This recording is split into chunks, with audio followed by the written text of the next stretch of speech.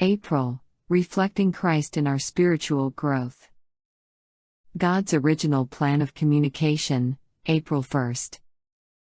And they heard the voice of the Lord God walking in the garden in the cool of the day. In a knowledge of God, all true knowledge and real development have their source. Wherever we turn, in the physical, the mental, or the spiritual realm, in whatever we behold, apart from the blight of sin, this knowledge is revealed.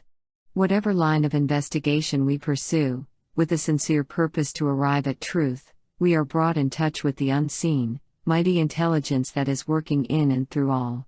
The mind of man is brought into communion with the mind of God, the finite with the infinite. The effect of such communion on body and mind and soul is beyond estimate. In this communion is found the highest education.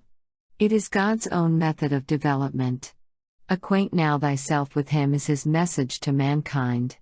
The method outlined in these words was the method followed in the education of the father of our race. When in the glory of sinless manhood Adam stood in holy Eden, it was thus that God instructed him.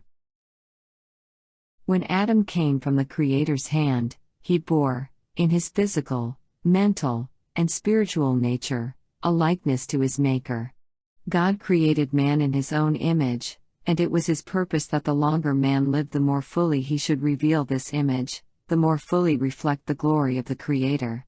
All his faculties were capable of development, their capacity and vigor were continually to increase. Vast was the scope offered for their exercise, glorious the field open to their research. Face-to-face, heart-to-heart communion with his Maker was his high privilege. Had he remained loyal to God, all this would have been his forever.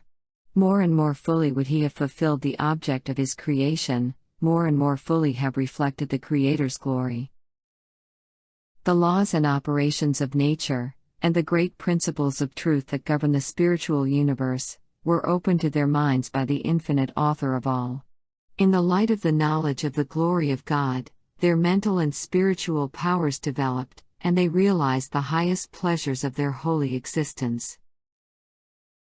The Garden of Eden was a representation of what God desired the whole earth to become, and it was His purpose that, as the human family increased in numbers, they should establish other homes and schools like the one He had given.